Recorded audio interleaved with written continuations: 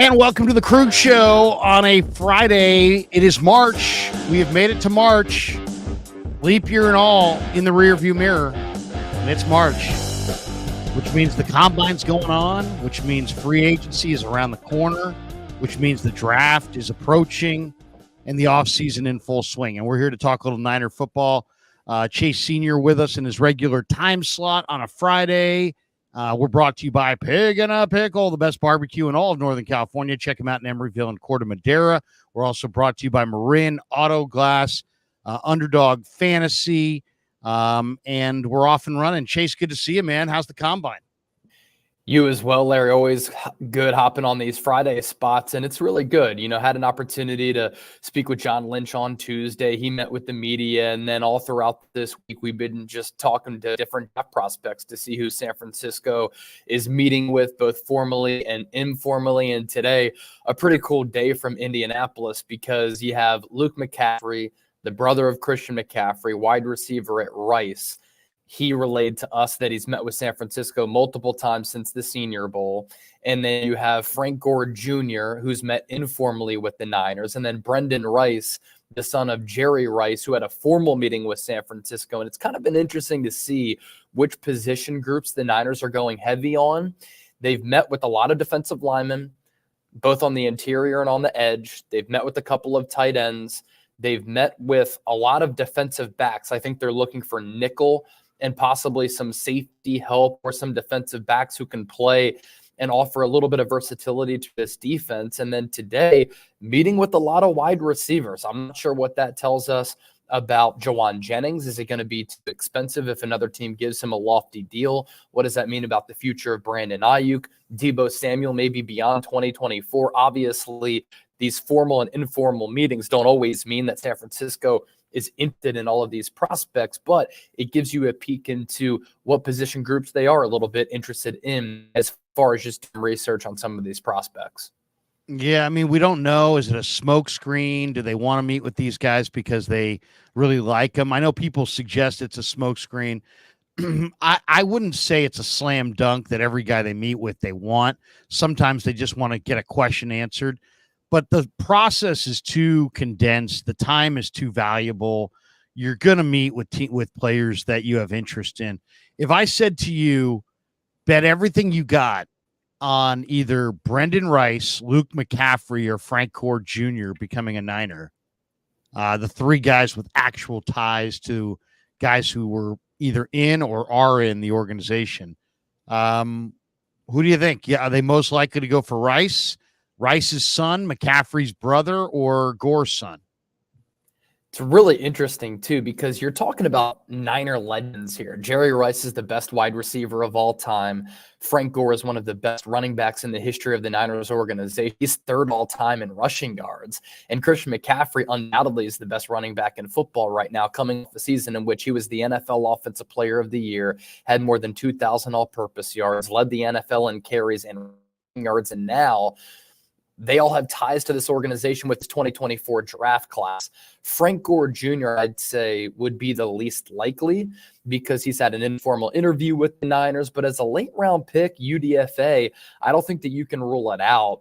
Luke McCaffrey is interesting because he actually started his college career as quarterback at Nebraska, and he made the switch to wide receiver. And obviously his father, Ed McCaffrey, was able to help him with that. I asked him today how Christian was able to help him with his footwork and his route running, because I think McCaffrey is so underrated in that regard. Everybody labels him as a running back. I label him as a weapon, a guy who can really just do it all. And he's surgical with his route running and his footwork. And Luke even said, my dad and my brother, they've helped me out in a bunch of ways. And then you have Brendan Rice, who's a really interesting wide receiver. And digging around here at the combine throughout this week, I've asked the question, is it Lincoln Riley that was the problem last year at USC because they were bad? Was it the offensive system? I've kind of gathered that maybe some of the issues were with the offensive staff. And I thought that that was pretty interesting and not necessarily the play calling.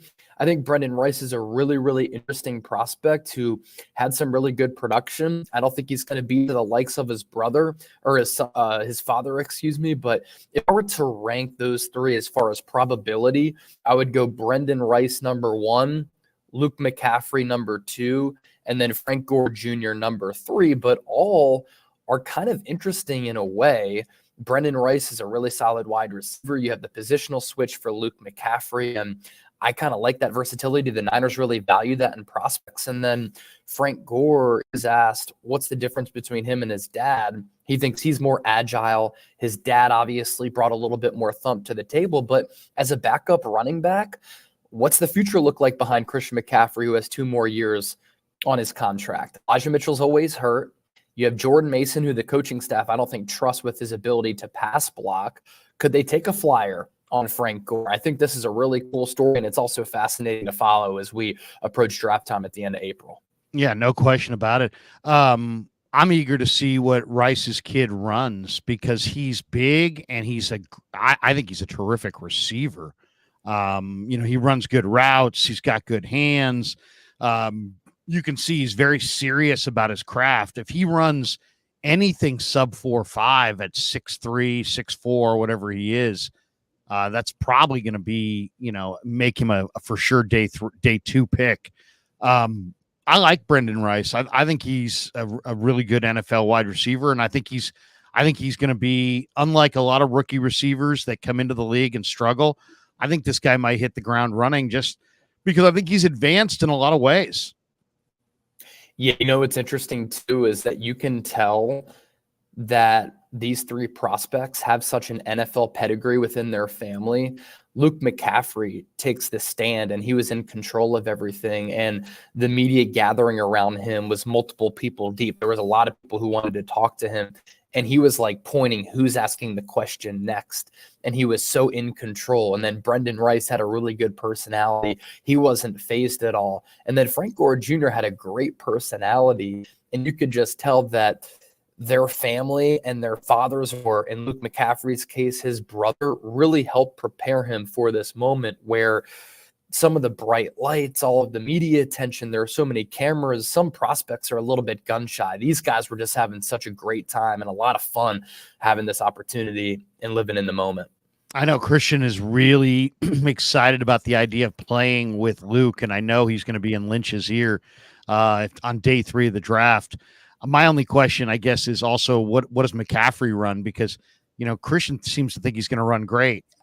Watching his film, I would say that he's not going to run great, but we'll see. To me, if he doesn't run great, I think he's got a better chance to be a Niner than if he does. But just simply because I think they're, by the time they get around to, hey, let's grab Christian's brother, I think they're going to be in the 5th or 6th round, and I don't know if he's going to be on the board in the 5th or 6th round. Any of these prospects that you talk to seem real eager to play for the 49ers, or is there a prospect that you've talked to, you said, you know what, man, I absolutely think that guy's going to be a Niner? So many of them, and it's actually really impressive how many of the players who have taken the podium have been so complimentary of either the Niners organization, the front office, or the roster and the talent on the roster. Specifically with the linebackers the other day, which linebackers do you like watching? So many of them said, I model my game after Fred Warner, fast like Fred Warner. Some of the other bulkier linebackers said, I like to model my game after Dre Green. I think he's a really underrated player who really brings the boom on that Niners defense. So that was at linebacker. And then some of the wide receivers talked about how Brandon Ayuk is such a great route runner and a technician, how he has this great footwork, and that allows him to really accelerate and then stop and then accelerate again and win some of the one-on-one matchups. Chop Robinson is a player who Mel Kiper mocked to the Niners at 31, and then he runs a 4.4 40-yard dash. He said, I model my game after Nick Bosa and TJ Watt, but I don't think he's going to be available for San Francisco now at 31 for 2 reasons. He ran fast and he has just an incredible first step. And then at the safety position, this was of note as well. Talanoa Hufanga is a younger player. He was an all-pro in year 2, And in year 3, his season got cut short because of that torn ACL. But a lot of the safeties said, I really like Talanoa Hufanga's game, Kalen Bullock being one of them. He went to USC. But it's just interesting that a lot of the players here, even with some of the younger players on this Niners roster, they've taken notice of just the talent that San Francisco has been able to compile. And then lastly, before I throw it back to you, a lot of these young players are just Niner fans. I think that's because a lot of the success that San Francisco has been able to have in recent years, but also just the long-term success that this organization has been able to have in winning 5 Super Bowls and being one of the blue bloods in the National Football League. I talked to Max Melton, Rutgers cornerback, who said he grew up in South Jersey, and he grew up a Niner fan. His brother grew up a Cowboys fan.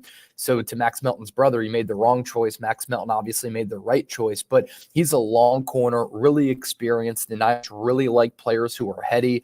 To go to Rutgers, you of course have to be a very intellectual player, but he's long, he's rangy, he's physical, and he said he would love to play for the San Francisco 49ers. In fact, he said going back to the Senior Bowl, he met with the Niners 5 to 6 times. I love Max Melton. He's one of my favorite corners just because he will come up in the run game and he will knock your block off. I mean, he is just absolutely an unbelievable hitter. And I got to think that John Lynch, who, they met with Melton, they met with Malik Mustafa from Wake Forest. Both those guys are just crushers in the run game, and they kind of have that Lynch characteristic.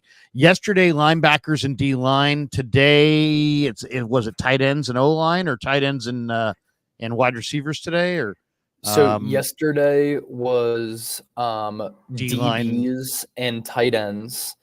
The day before that was defensive linemen. Today, we spoke with wide receivers and running backs. Tomorrow is offensive line, so that's a big day for San Francisco. And then today was also quarterbacks too. The scrum for Caleb Williams was absolutely ridiculous, like several hundred people. And to get a question in was just like running a marathon. It was really difficult. Which of the D linemen, I mean, to me, I watched all of the D line stuff, and the 2 guys that I just absolutely love on that D line are Rook Aroro from Clemson, who just looked phenomenal in the workout, and then the Florida State kid, the transfer, Braden Fisk. I mean, he ran 4.78. I love the way he plays. He's got a crazy motor. I personally would like to see them use their pick at 31 on one of those couple guys. I like the idea of going for, the big defensive lineman first and then coming back later. I like some of the other offensive tackles after, because they're not going to get at 31. They're not going to get like the 6 or 7 top tackles. So I kind of like Braden Fisk, and I really love Rook Aroro. Did you get a chance to talk to either one of those guys? Talked a little bit with Fisk. Another player that I think you mentioned too on X was McKinley Jackson, defensive tackle out of Texas A&M. And the way that he conducted himself, people sometimes will ask questions, what drives you? He's like, nothing drives me. I just love playing football. I love ball. And he's a massive dude who would really be able to, I think, push the interior of the pocket. And I think it's funny. I was talking with Brad SF9er. Shout out to him. He does a great job. And with his YouTube channel and his coverage of the Niners. And we were talking about defensive linemen, D tackles, and edges, and how a lot of fans who I think are casuals have reached back out to us, and they're saying the Niners don't need any defensive line help. But it's like, well, hold on. They struggled against the run all year. They have issues with defensive tackle depth. Yes, they're paying a lot of money to Eric Armstead and Javon Hargrave, but can the casual fan name me who the backup defensive tackles are after that? Probably not. And then at the edge spots, Chase Young, Randy Gregory, and Cleveland Ferrell are all going to be free agents. So I actually think that San Francisco, rightfully so, is really looking at edge rushers. They're looking at defensive tackles at a position that they really have to pinpoint. And then going back to some of the players that I think the Niners could have interest in, when you look at a player like Chop Robinson, he runs that 4.4. His testing numbers are really good. His first step is just incredible. There's a little bit of a lack of college production there, but Penn State has done one of the best jobs among all Power 5 schools, in my opinion, of developing pro talent. James Franklin never wins the big game, and they're a little bit lackluster in that area behind Ohio State and Michigan in the Big Ten Conference. But as far as identifying NFL level talent and high level NFL talent, James Franklin and Penn State do as good of a job as anybody. And Chop Robinson is another one of those players who I'm so intrigued by, because if you have really good size, you have bend, explosiveness, athleticism, and that quick first step, I think is really important. You could be an impact player in this league. And I think Chop Robinson could be in play at 31. I thought it was really interesting how San Francisco had a formal meeting with Kool-Aid McKinstry, the Alabama defensive back. Yeah. Today it was reported that he has a Jones fracture in his foot, and the expectation is that he's going to be ready for the regular season. I thought before that injury was reported that maybe a team would have to trade up for Kool-Aid McKinstry. Now can San Francisco get him at number 31? There are so many intriguing options for San Francisco with this first-round pick, and it's exciting because they have a first-round pick for the first time in a few years after they gave away a couple in that Trey Lance trade. Yeah, no question about it. I think defensive line, I think, is much more of a need than people think. The only defensive linemen they have under contract are Armstead, Hargrave, Bosa, and then Drake Jackson, Kalia Davis, Robert Beal Jr. So basically Chase Young and their entire second team D line are all free agents, and they may all walk away. There's always a lot of rumors going around at the combine. Have you heard any connected to the 49ers? And I bring this up because Mike Silver wrote an article saying, the Niners may make some dramatic moves, and they're not just going to try to run it back. You may even see some veteran sacred cows kind of gone. I immediately started thinking of Eric Armstead. Other people brought up names like Debo and Kittle, but what do you think? I mean, the Niners have done free agency in a big way the last couple of years. They've let guys walk, and then 2 years ago they got Mooney. Last year they got Hargrave. What do you think? Is there any chance that they try to steal? I know L'Jarius Sneed is they're saying may get traded for a second-round pick.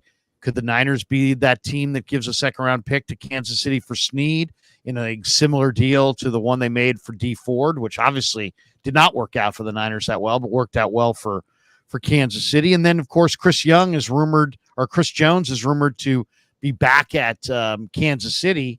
And there's a lot of optimism there, but man, I mean, if you want to shake things up, make a move off of one of your tackles and find a way to get Chris Jones to come to San Francisco, that would be amazing. Are you hearing any rumors at all tied to free agency in the 49ers there? Yeah, well, a couple of things that I reported this week. A lot of the buzz is that if the Niners go internal, and I know this isn't free agency, but I'll get to that in a moment. I've heard that if the Niners go internal, Nick Sorensen is most likely the candidate to be defensive coordinator to take over for Steve Wilks. I had a source reach out to me and say that Brandon Ayuk isn't going anywhere. And this is actually some interesting information here.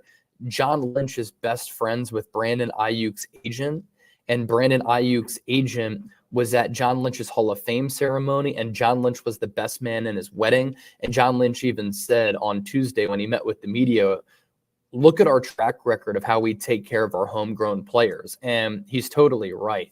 In consecutive years, George Kittle contract extension, Fred Warner contract extension, Debo Samuel contract extension, Nick Bosa contract extension. I think Brandon Ayuk is going to be the fifth contract extension in a row of a player who the Niners drafted, developed, and then paid to a long-term deal. So I'm hearing that Ayuk isn't going anywhere, and San Francisco has no plans on trading him. So those are the two things that I've heard on my end as far as buzz. As far as free agency and going into the offseason, I'll tell you what, if San Francisco has an opportunity to get L'Jarius Sneed for a second-round pick, I'd do it in a heartbeat. And that's interesting for a couple of reasons, just like the Kool-Aid McKinstry formal meeting is interesting.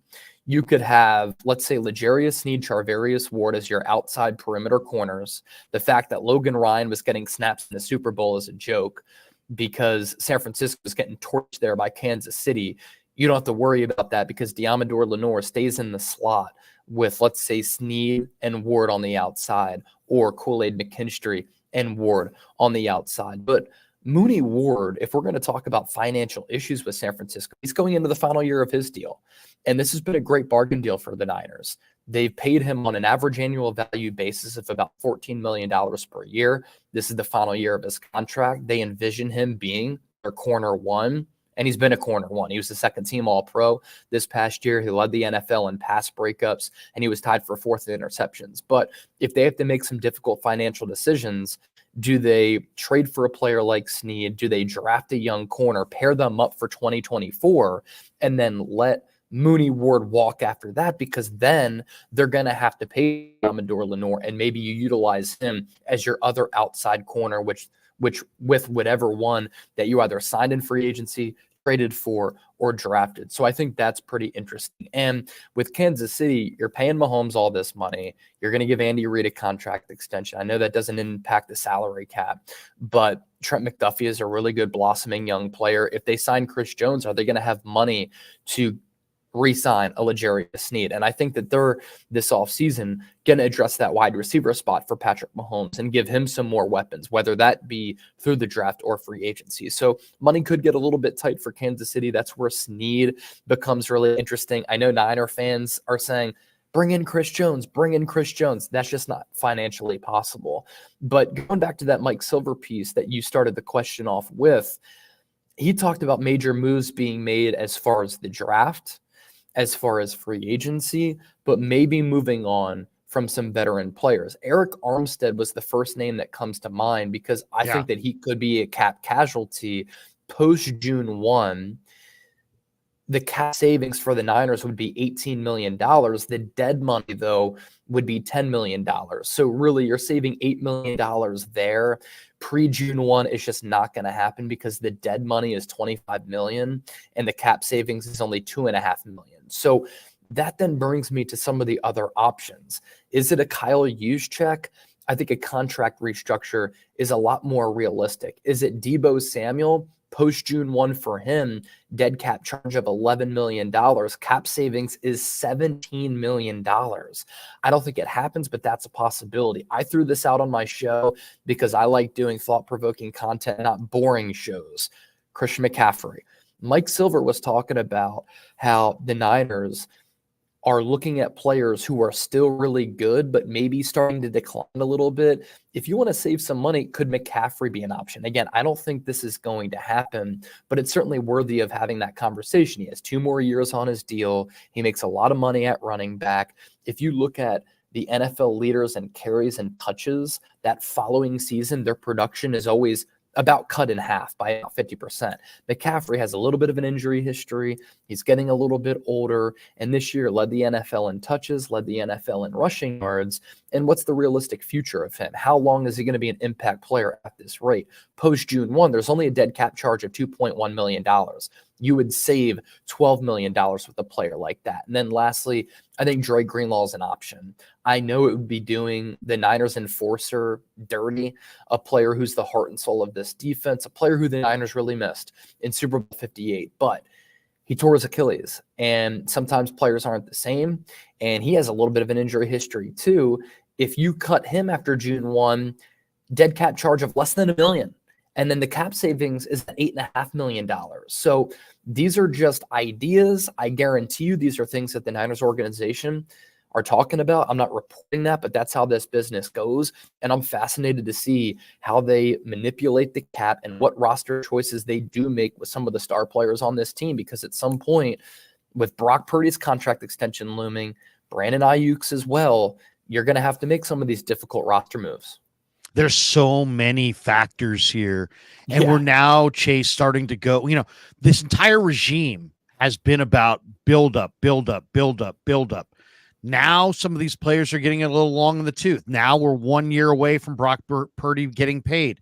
Now there's some urgency. Some of these guys' windows may be closing. If there's going to be a trade, trading some of these guys this year as opposed to next year, the difference in what you'll get back is dramatic. If I said to you, be a gambling man, give me the one veteran player of note that you think either gets cut or traded that the fans would go, what? Who would that be in your mind? I think Dre Greenlaw fits that bill because a lot of people would say, wow, he tore his Achilles in the Super Bowl. He played at an all-pro caliber level, and now you're going to move on for him. That's really doing a team leader dirty. But at the same time, I just broke down the cap numbers. That's a move that makes a lot of sense. Your dead cap charge is less than $1 million, and you say 8. So that's a move that would make a lot of sense. I don't think a George Kittle trade would be insane. The Niners have met with tight ends here at the NFL Combine. They're at least looking at that position. At the very least, I think they have to bring in a competent pass-catching weapon at tight end because it just makes this offense more multiple. It makes this offense a little bit more dangerous, but that's another name. And then maybe Kyle Juszczyk. At the very least, you have to restructure some of these contracts as well. Eric Armstead's another player that I think could fit that too. If you can find a trade partner for a guy who's good against the run, who can break down the interior of the pocket, who you'd probably love to move on from that contract and all that money, that's another player that you have to throw into the mix too. There are a lot of different options for San Francisco. None of these things would surprise me, but I think it could surprise some of the fans out there. One tight end, and I don't even know if he got invited to the combine. Did the Furman kid get invited to the combine? Mason Pline? I'm not tight sure. end. I don't He's a remember basketball. seeing him. Yeah, I don't think so. I don't see him on the list here, but he's a basketball player. The guy's got 10-inch hands. He's like, if you watch him on the basketball floor, he looks like Aaron Gordon. I mean, he can run the floor and jam, but he's also a mechanical engineering major. He played basketball at Ferris State, transferred to Furman. He's got 10.5-inch hands. I love that kid Pline as a day 3 sleeper at tight end for the 49ers. One other thing that I thought was kind of interesting, yesterday on his social media, Azeez Al-Shaair posted an interception that he had with the 49ers against Kirk Cousins. He signed a 1-year deal in Tennessee for $5 million. What do you think of maybe, and the other thing on the Greenlaw front, I had read that maybe they could cut him, re-sign him to like an injury designation and pay him like $2.5 million. Maybe he would agree to do that. I don't know. I mean, obviously he was drafted by the 49ers in the 5th round. He's been a Niner his whole career. I know he's a team leader. It's going to look bad if they cut him loose just because he's hurt right now when he's given up everything, played hurt for them so many times. But what do you think of Azeez Al-Shaair maybe getting $8 to $10 million in a contract from the 49ers and returning after 1 year in Tennessee? I think it's a spectacular player. And when he was with the Niners, when he was with Tennessee, very instinctual player, really good feel. He fits the Niners mold of what they look for in linebackers. That's why they drafted him as a player who's very versatile and has really good sideline to sideline speed. He can cover. He can fill the gaps in the run game. You can also include him in some of these blitz packages. I'm interested to see how San Francisco looks at him as far as a salary, because they're already paying Fred Warner a lot of buzz that maybe he could land a contract extension to lower the cap hit for 2024. That would make a lot of sense. He's still in his mid-20s and playing at an elite level. You gave Dre Greenlaw that deal that gave him about $8 million per, but you're without him. The Niners, with this defense that has a lot of Seattle components to it, and that Seattle defense relied upon their linebackers a lot, rely on linebacker play. So you have Fred Warner here. You drafted D. Winters and Jalen Graham last year. I thought they flashed in the preseason, and they kind of remind me a little bit of an Al-Shaair. Sideline to sideline speed, very quick, maybe not all that bulky like a Bobby Wagner or a Dre Greenlaw, but are they ready to play for this defense, which is going to have Super Bowl expectations regardless of who the defensive coordinator is? You can get by with them maybe, but for sure, you know what you have in Azeez Al-Shaair. You have familiarity with him. He was in the building. In the lead up to that Packers game, he was on the field celebrating with the linebacker room. And in his first full season as a starter for Tennessee last year, he was 5th in tackles for loss, couple of sacks, good against the run, good in coverage, so active, very aggressive. He's still a really young player, and he'd be a tremendous fit on this Niners defense as well. Again, regardless of who the defensive coordinator is. And if you don't think that Dre Greenlaw is going to be with you for much of the year, I know there was that report from Dr. Kenneth Jong that maybe he can return for the start of the regular season. I think that's a difficult task considering it was a torn Achilles that he suffered in February. You go the Azeez Al-Shaair route, you're going to have to pay him. And that's what it comes down to because of how well he played with Tennessee. And Rand Carthon really recognized how good of a player he was. And that's why he brought him with him to Nashville. And it ended up being a really good bargain deal for Tennessee. But because he played so well with the Titans this past year, his price tag has gone up. I'd like it. I'm just not sure if San Francisco is going to be willing to pay that much money. What do you make of the fact you've already kind of hit on the Ayuk thing? Juwan Jennings, if the Niners had won the Super Bowl, could have been the MVP of the Super Bowl. Yeah. Supposedly they're working on an extension for him. They're working on an extension for Ayuk. They've got Debo already extended. They've got some depth at wide receiver, and yet they're meeting with a number of wide receivers. What do you make of that? Is Jennings going to get traded? Is Debo going to get traded? Are the Niners? What's your read? I mean, there's not enough room at the end for all these wide receivers. No, and keep in mind that free agency starts not this week, but next week. And I think San Francisco is getting ahead of this early and meeting with all these wide receivers, and they're meeting with a lot of different players. Slot wide receivers, perimeter wide receivers, burners, possession type of wide receivers, red zone targets, guys who are a little bit bigger and bulkier, who can climb the ladder and bring the football down. I think what this tells me, it's not that Debo's going to get dealt or cut. The dead cap charge is just too much for him to get cut. They want Brandon Ayuk to be a part of their plans, and Ayuk in contract negotiations is letting it be known, according to Niners Sports Talk on Twitter, that he wants number one targets moving forward, and I totally see why. No DB's been able to lock him down, and San Francisco understands how valuable he is and how good of a player he is, and they've overseen his development and invested a lot in him, and because of that, I think they're going to invest in him further. I think why the Niners are meeting with wide receivers here, they might be a little bit worried that a team is just going to give Juwan Jennings so much money that they simply can't afford him. And instead of going with a reunion type like Kendrick Bourne, they're going to go after a cost-controlled, money-efficient young player who can be a part of this team for the next 4 or 5 years and maybe be even better than Juwan Jennings. And that's not a slight on Juwan Jennings. Third and Juwan is a thing. He consistently came up huge on the money downs. He's an incredibly clutch player. He's the epitome of what the Niners look for in a player, a dog, a guy who's tough, a willing blocker, a guy who will chop it up with the opponent, talk a little shit. I love Juwan Jennings, but if another team gives him $8 million, $5 million, because they could see him being a high-end wide receiver 3, high-end wide receiver 2, and then from Juwan Jennings' standpoint, his career with the Niners, it's been awesome, right? But does he want to go somewhere where he could be targeted more in an offense to show what he can do? Because I think with more targets, his production could be really solid. I think this is a sign here that the Niners are worried another team across the NFL is going to give Juwan Jennings a bag. Niners aren't going to be able to keep him. The RFA tender is expensive. It's almost at like $3 million. And is that why the Niners are looking at all these wideouts? It's unfortunate that they're going to get nothing from Danny Gray, who was the third-round pick out of SMU. I think he's on his way to being a bust. But the good news here for the Niners, day 2, day 3, a lot of really talented wideouts who I think could be game changers inside Kyle Shanahan's system. And a lot of the wide receivers, one, really like Brandon Ayuk, and they've been complimentary of Kyle Shanahan's system. Yeah.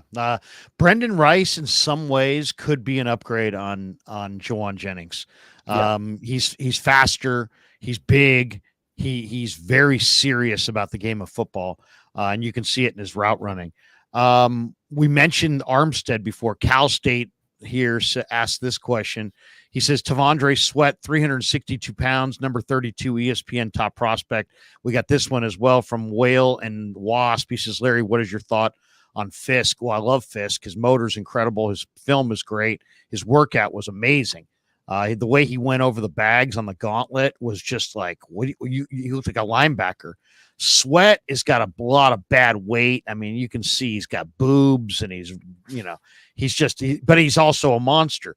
Who do you think, if obviously Hargrave's here, and Hargrave's great against the pass, but he's not great against the run. If they are going to replace Armstead, what kind of defensive tackle do you think they're looking for? Do you think they're looking for a two-gapper like T'Vondre Sweat? Or do you think, because they have the wide 9, everybody's a pass rusher, you get up the field, you rush the passer, that a guy like Sweat may not fit their scheme? What's the best compliment in your mind? Because, we saw him in Philly, Hargrave next to Fletcher Cox. Well, T'Vondre Sweat is more along the lines of a Fletcher Cox. He's a condominium. He's a huge man. What's the ideal type defensive tackle you think next to Hargrave? Yeah, I'd actually say Sweat kind of compares to Jordan Davis a little bit, who's gotten off to a slow start since being a first-round pick by Philadelphia. And the Eagles actually moved up to take him, I think, 14th overall in the draft 2 years ago. And what worries me about him, he's an athletic freak, right? 6'6", 340. He ran, I think, a sub-5 40-yard dash in the combine a couple of years ago out of Georgia. He was top 10 in Heisman Trophy voting, but he struggled to stay in shape. And he's not a 3-down player. And I know that we're not talking about this defensive tackle being a 3-down player, but ideally you want a player who can be a 3-down guy. So I don't think it's Sweat. I think he's a little bit too heavy. I don't think he's a scheme fit. I think Fisk turned a lot of heads yesterday with his athletic testing numbers. He's an absolute freak, and I think he is a 3-down player who could play really well against the run. And then McKinley Jackson, I think, is just in better shape as compared to Sweat. So I think he's a better option too. Yeah, McKinley Jackson, by the way, I'm an A&M fan. 2-time, this was the player of the year. This was Mr.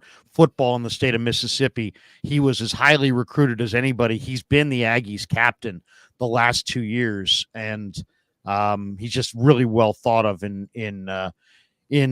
College Station for sure. I mean, in A&M, obviously, look what Matabuke's done. I mean, this guy's different than Matabuke, but he's strong as a house and definitely a leader. All right, this was dramatic. I'm going to share the screen on this one because I'm going to show you this, and you've probably seen it already, but here it is. Okay, this is Dave Merritt, the coach, talking a little bit about Kyle Shanahan in the Super Bowl. And this is one of the 49ers. This is the guy talking here who's on right in the middle. This guy was interviewed for the 49ers DC job. Here it is. Wilks, even himself, is looking at this as a blessing. You know what? I understand you guys want to go in a different direction, but if you want to base clearly off of just the game, that's not the case, and we all know that. There's always something behind a marriage if it's not going well. It doesn't just happen overnight. So, but if you want to talk about the game, their offense went 3 for 12 on third down. Oops. Our offense went 9 for 19. But if your offense is going 3 for 12 on third down, is that Wilks' fault? If your tight end, who's all pro, Kittle, only has 1 catch for 4 yards, is that Wilks' fault? No. I mean, so therefore you can feed McCaffrey all you want to. He needs help. And then number 11, who was trying to fight all game, Aiko, whatever, I don't know. He only had 40-something yards. Was that Wilks' fault? So I just say that there was something going on before. This all went down. Oh, man. Okay, so that is Dave Merritt, and he is up for the Niners defensive coordinator job, and he's calling Brandon Ayuk Aiko, and he's kind of taking shots at Kyle Shanahan. What's your read on that? To me, it seems like there's no chance in hell that he's going to get that DC job, or at least if your plan to get the DC job is to throw the head coach under the bus, I might want to reassess my game plan there. A lot of people saw that and were like, I want to hire Dave Merritt. That's the level of accountability that Kyle Shanahan needs to have, and blah, blah, blah, blah, blah. You can say that, but Shanahan's gonna bring in a guy that he trusts.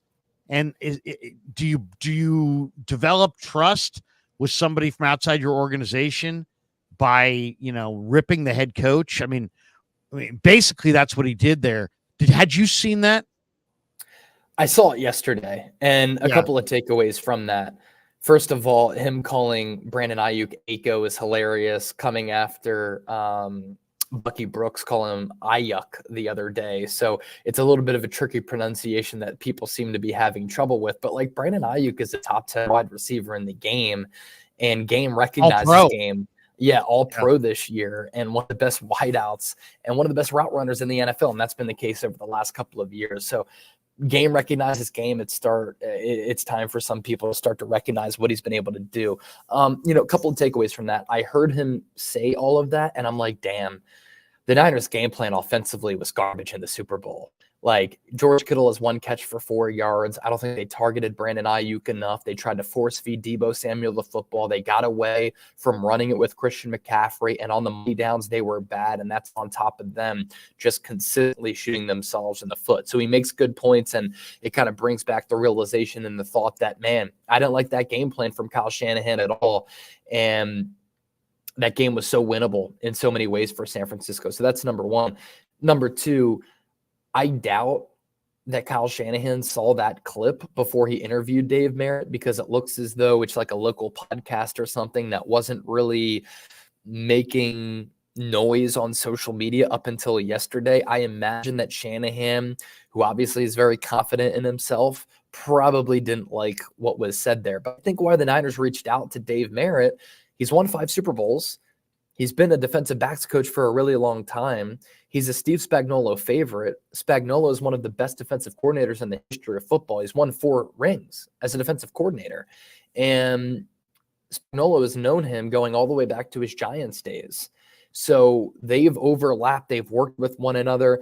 And if anything, maybe Kyle Shanahan's trying to get some intel and trying to get some insight from Dave Merritt, who's worked under just a fantastic defensive mind who Spags outcoached Kyle Shanahan in the Super Bowl. So those were kind of my immediate takeaways from that.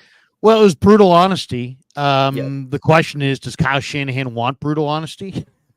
Or does he want, do you think, I've got 2 different thoughts on that. On one hand, it shows that this guy is a straight shooter, brutally honest, and is going to have some uncomfortable conversations. You know what? Maybe Steve Wilks didn't have enough uncomfortable conversations, or maybe guys like myself wouldn't have to call out Chase Young for Cadillacing in the NFC Championship game.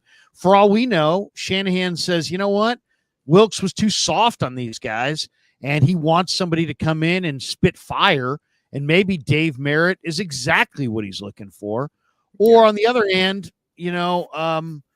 maybe Wilks was an outsider and this guy's an outsider, and there's going to be trust factors, and Shanahan's going to, maybe in the future say, hey, I didn't like the way my defense played, and this guy's going to fight him on it and blow up the presser. What do you think? Is he more or less likely to get that job, you think, after Kyle watches that? You bring up a good point. Is he willing to have uncomfortable conversations? Sometimes I think that can be a good thing. And what I appreciate in life? I appreciate honesty. Larry, if I came on your show and I sucked, I'd want you to tell me. If you didn't ask me back and you just ghosted me and you didn't say anything, I'd be like, well, what happened? If you're honest with me, I appreciate that, as compared to you just not telling me what's up, because then I know how to improve. I know how to get better, and I understand what I did wrong. And when I was at the Super Bowl, the thing that stood out to me, and I talked to all the players about this, all the team captains, and then I spoke with Guy Haberman about it, and I'm sure that you've seen this too. The Niners culture seems to be really special, and a lot of the players credited Kyle Shanahan for that. Every player I talked to was professional. Every player was gracious with their time. Every player was just enjoyable to have a dialogue and conversation with. And you don't always get that in locker rooms. You don't always get that in professional sports. Sometimes athletes want no part of the media, but these guys love talking ball. They've loved talking about their team. And it was really, really impressive to be around a team that you could tell was a well-run business. At the same time, though, everybody's buddy-buddy.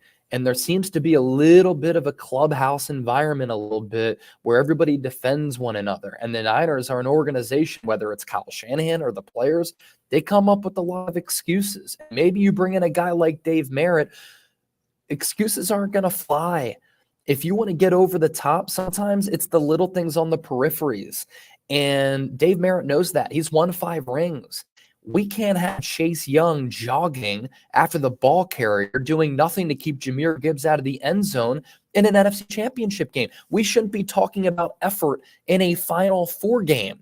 Kyle Shanahan shouldn't be having to call a timeout because he doesn't like the defensive scheme. He shouldn't have to be involved in some of these defensive meetings because he doesn't like how things are being constructed in the lead up to the Super Bowl. With a guy like Dave Merritt, he might force you to have those uncomfortable conversations. He might get after you so that you know where you might be affected by it at the time and you might not like it, what you have to do to improve. And he might just have to force the Niners to make some necessary changes culturally to be a little bit more mentally tough. And I thought early in the year when San Francisco couldn't come back from any of these deficits, and when a guy like Fred Warner is like, yeah, we haven't shown the ability to come back, we have to show that we're mentally tough. That's pretty telling to me. Now, against the Packers, against the Lions, to their credit, the Niners did mount those comebacks, but at times they looked a little bit mentally fickle. And when things started to snowball in the Super Bowl, they looked a little bit mentally fickle. With a guy like Dave Merritt, maybe they need that edge. Maybe they need that honesty and that mental toughness. That's why I wouldn't hate it. And that's why I wouldn't love an outside or I wouldn't hate an outside voice coming in. That's why I was all in on Bill Belichick, because Bill Belichick isn't going to let you have a half-ass effort in an NFC championship game. He's not content with being good. He wants to be great. Whereas sometimes the Niners are like, we're the best team in football. We're going to beat you up and we're going to play really well from ahead. But they're not the same team when they get punched in the mouth on both sides of the ball. No question. Who would be your, if you were sitting here, not your pick, but who would be your prediction of who they will pick? Brandon Staley, Nick Sorensen, Daniel Bullocks, Dave Merritt. I said yesterday on the stream that I think it's probably going to be Marquand Manuel, just from the standpoint of Manuel's worked with Kyle before in Atlanta. He's been a defensive coordinator. I think Manuel's going to be their guy. Who do you think it's going to be? Man, I mean, all this buzz is that Sorensen's going to be the guy, but that's like the least sexy hire and the one that obviously doesn't excite the fan base, but it doesn't excite me at all because what is his track record of having any type of defensive success? Now, to Shanahan's credit, when he's made these internal hires with Robert Saleh and D'Amico Ryans, they've worked out really well. And to Shanahan's credit, he does a really, really good job of finding quality coaches and then developing them into really good coaches. Robert Saleh, D'Amico Ryans, Mike McDaniel, all the recent examples. But as part of the assistants that have gone elsewhere, they've had success. Bobby Slowick here at the Combine, people are raving about what he was able to do with Houston. And he's a Kyle Shanahan guy. The Pro Football Focus guys were saying his offense and Kyle Shanahan's offense, an absolute cheat code. And it really was what he did in his rookie year with CJ Stroud was very impressive. So I think it could be Sorensen. The Manuel hire, I think, would excite me. And that would make sense, too, because, you know, he's got those Jets ties. He's worked with Kyle Shanahan. There's a lack of experience there as far as calling plays, but at least there's some level of intrigue there. And then with Dave Merritt, I'd like that because I'd like to study a Spags defense and see how you can blend that with what the Niners obviously want to do. But thinking back to what John Lynch said on Tuesday, he said, we don't think we're going to change our defensive philosophy. We want to stick to what has worked, what our personnel fits, and what we do really well. And that's why I kind of lean it's going to be a hire with a lot of familiarity. And that's why I'm not sure if it's going to be Brandon Staley, because what? Are you going to do the same thing that you did with Steve Wilkes, where you hire a DC and then you force that DC to not run his system and instead run your system? That didn't work last year. And I think Kyle Shanahan could be a little bit gun shy about that. Yeah, no, I mean, some good thoughts there. Dazza says, what did Merritt say that wasn't true? It's not really about that. It's about the fact that, you know, he was basically kind of pointing the finger at the head coach. The head coach is the central figure in every football organization. Essentially, it's like blaming your boss for last year's failures before you interview with him to be this year's defensive coordinator. I mean, it just, if you can't see that conflict there, I can't help you. As far as this one, Dazza says, if you cut Dre Greenlaw, you'd lose parts of the locker room. That's I think that absolutely could be true. One other thing, yesterday we had Nick Allegretti on from the Chiefs, and he said this. I want you to listen to this little nugget. This is Allegretti they yesterday. hit me with that, and they were like, let's see here. There we go. Let's push this back. And here's Nick Allegretti, the Chiefs guard who played in the Super Bowl, hurt with a torn UCL. He joined us yesterday on the Krug Show, and I asked him about, he's a free agent, and he was a free agent last year, and this is how the dialogue went. But now you're a free agent. I mean, what kind of dialogue have you had with your agent? You guys know the answer. Am I able to speak on prior off seasons negotiations? I signed the sheets. But yeah, during the whatever the free agency window, San Fran was a team that I absolutely spoke with, and couldn't have more respect for John Lynch and Coach Shanahan, and the organization they're running there is about as top end as it gets. And when I spoke with them, they mentioned that, and normally their message is, where are you going to have a better chance to go in a Super Bowl? And they hit me with that, and they were like, I understand that the one other place is probably Kansas City. So that's right. That's the challenge. It's, as a football guy, how do I leave that organization? How do I leave countless Hall of Famers?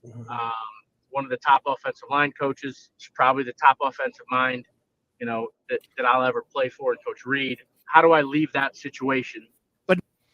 So he was also on Good Morning Football today on NFL Network. And even though he's saying a lot of the same things, how do I leave? He's won 3 rings there. He's sitting behind some great players in the interior. He's a free agent. He's got a wrestling background. He was an academic All-American. The Niners kicked tires on him last year. I think, if they want to bring back Feliciano as kind of a bench guy, I think a guy like Allegretti would make sense. He's got that Super Bowl pedigree. He's smart. He's tough. He's a good dude. I've known him for years. But what do you think? I mean, could you see them jumping into the free agent market and trying to steal something away from Kansas City at guard? Yeah, I think that can make sense just because San Francisco doesn't love to invest heavily in the offensive line, and Nick Allegretti isn't going to break the bank. The same can be said for John Feliciano, who can probably be had for $3 to $5 million, and you kind of know what you're going to be able to get from those players. You look at elsewhere in free agency, Micah Wenu is a player. I sat down with the Pro Football Focus guys. They talked about him as a good scheme fit. They like him at tackle, but New England never really committed to him at right tackle. Is he better as a guard? He played really well at guard last year. Robert Hunt is a player who played under Mike McDaniel in Miami. His Pro Football Focus grades in 10 games last year were really, really good, but he got hurt. Some concerns there, but a player with a lot of pedigree, 2nd-round pick. We keep talking about the Niners needing to address the offensive line. They do. It's the biggest weakness. It's the biggest concern. And the last 2 years, they've been exposed in the biggest games of the year against Philadelphia in the NFC title game, in the Super Bowl against Kansas City, because of bad offensive line play. I think they have to invest there. I'm not confident they're going to overly invest there. Could they go after Allegretti, John Feliciano as more cost-controlled options? It wouldn't surprise me if that's the route. In fact, it's probably the probable route. Tim Kawakami predicted that the Niners trade up to take offensive tackle out of Oklahoma, Tyler Guyton. I would love that. If you go cheaper in free agency at guard with a really, really solid player, then you move up in the draft and you take that right tackle and he's your guy for the next decade. That's the type of aggression that I'd like to see as it pertains to offensive line specifically. Yeah, no, I agree wholeheartedly. And Guyton, I had a long conversation in the locker room about a month ago with Trent Williams, who knows so much. It's amazing what Trent knows as far as, he was conversant on all these offensive tackles, and he had seen Guyton at Oklahoma. Obviously, Trent himself went to Oklahoma, and he's like, oh, yeah, man, the guy's a beast in the run game. and there's no question Guyton is a beast in the run game, and he might be the tackle that's left for them on the board if they could get up into the 20s, mid-20s. He might happen to fall to them. What do you make at quarterback? So you got Purdy, he's your 1. You got Brandon Allen as the 3, but he's a free agent. You got Darnold as the 2, but he's a free agent. I saw the odds on Zach Wilson's next home.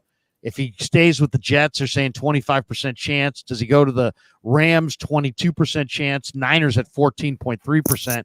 I've seen people say since then that the Niners are not going to be interested in Zach Wilson. Who are the other two quarterbacks in the Niner quarterback room in your mind next year? Anybody trying to ask me about Zach Wilson, please no. Guy stinks. So please no. No, Also, you don't want him. No, and $11 million too next year. The Jets have to eat like all of that. I'm intrigued by the arm talent. You have that line of communication with New York, but as far as consistent quarterback play, he's just been dog shit, and I don't think that he's a quarterback in this league. You threw out Joe Milton.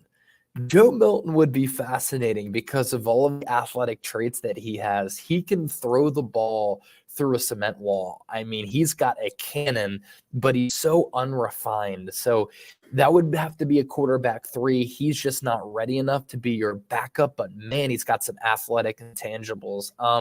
Let me throw this name out there for a draft target. How about Sam Hartman?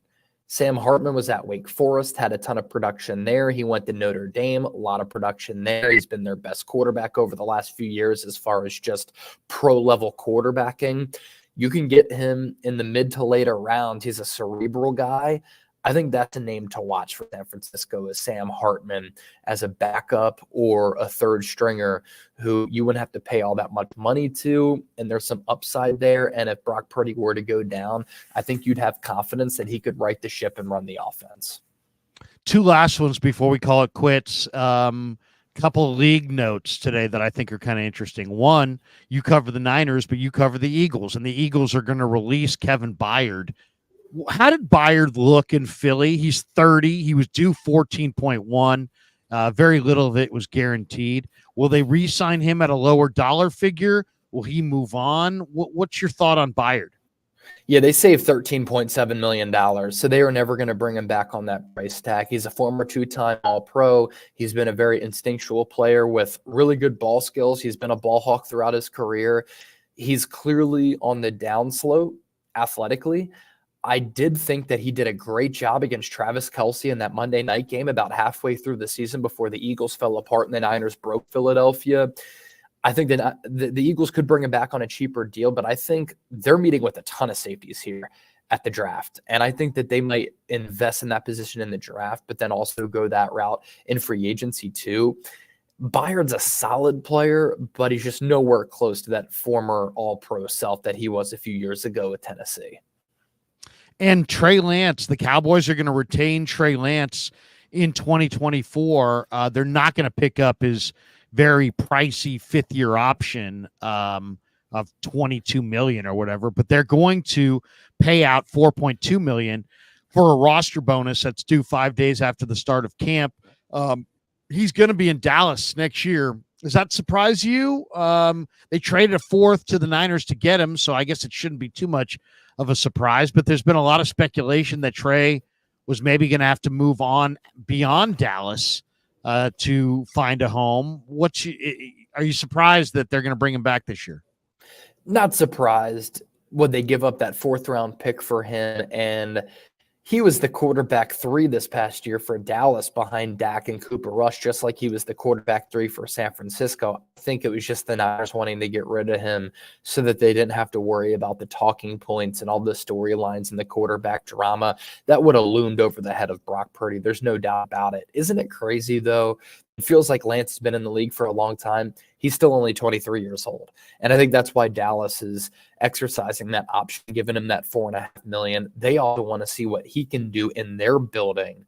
And I thought it was a little bit of a smokescreen. They were like, this guy's been incredible since we traded for him. He's so smart, so much upside, and he's still the quarterback 3. The jury's out on him, but he's a young player who does have some arm talent, who does have some mobility. I don't think the mobility is what the Niners thought it was going to be, and he kind of underwhelmed in that area. Not consistent enough. Made some really good plays in the preseason, I will say that. But for a 23-year-old at the quarterback spot who's 6'4", 225, you always take chances on guys like that.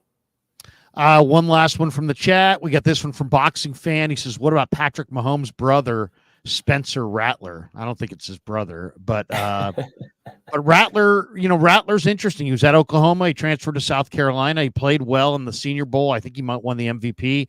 He had a beautiful dime, in the first quarter of that game where he dropped it in the bucket. He's athletic. He's kind of small. What did you think of Spencer Rattler as an NFL quarterback? Yeah, he's shorter, but he was the number 1 overall recruit when he signed with Lincoln Riley in Oklahoma. He wasn't good there. He goes to South Carolina. He resurrects his career to a certain degree. In week 1, I saw South Carolina play UNC and got to see Drake May against Spencer Rattler. The offensive line for South Carolina was just awful, and they were getting beat time and time again. Rattler was running for his life. He's shorter, but he's got a cannon too. And he talked about this today. He could layer balls in there or he can rifle balls in there. And I think to his credit, he transfers to South Carolina. He has to learn a completely new offense, much different than what Lincoln Riley was running. And he played really, really well. Mid-round pick, late-round pick, I'd take a chance on him. I think a team might draft him sneakily in the 2nd or 3rd round. I think there's a team out there that might take a shot on him because of his past being the number 1 recruit, the arm talent. He's met with the Denver Broncos. That could be a team with Sean Payton that takes a chance on a quarterback that needs a quarterback. I think he's one of those sneaky prospects who could go a lot earlier than what a lot of people anticipate. And the Senior Bowl MVP was also a nice little award for him to win. All right, brother, we'll let you get on with your day. What do you got cooking on Chat Sports? I know you guys are right there at the Combine in Indy. I looked at the weather yesterday. It looked like it was blue skies in Indy. It looked beautiful out there. Cold. I mean, let's just say sunny but cold. But you guys are indoors. What do you got cooking for Niner fans this weekend if people want to be all in on Chase Senior and Chat Sports and your coverage from the Combine? Tease what you guys got cooking. Yeah, we've had some awesome coverage this week. We aired the John Lynch press conference. We've had a couple of interviews go up on the channel. All the buzz that I've been hearing here from the NFL Combine. Did some interviews with some prospects today. We're going to put that on the 49ers Report. Luke McCaffrey, Brendan Rice, Frank Gore Jr. If you want to hear from the legacy Niners potentially who could get drafted and taken by this team, you can hear from them throughout the weekend on the 49ers Report as well. And I'll say this about Indianapolis.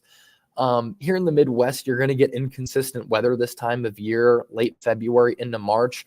Tuesday, it's 60 degrees. And then the following morning, it was like 25 degrees when I went on my run. So that's a little bit brutal. But Indianapolis is an underrated city. It's got kind of everything you need, good restaurants, good nightlife, plenty of stuff to do. I'm always a big fan of cities that are easy to get around and maneuver around. Indianapolis offers a lot, centrally located, solid airport. I've been here a couple of times. I'm high on Indy, and I hope the NFL Combine doesn't leave. Can you break a sweat in 25 degrees? How long did it take you to break a sweat when you're running in 25 degrees? I was like bundled up in a windbreaker. So I was sweating toward the end, but at the start of it, when it was a little bit windy, I was a little bit timid going outside. And then I just had to conquer and silence that inner voice in my head saying, get back in bed. I just had to go do it. But yeah, it took a little while to break that sweat. All right, brother. Hey, have a great Friday. We love our streams on Friday. Have a great weekend in Indy. Safe travels back to Texas, and we'll talk to you next week. Thanks, Larry. Catch you guys. Chase Senior, Chat. Yeah, never met a man I've been scared of. Careful, you gon' get exactly what you asked for. Here for whatever you bring me.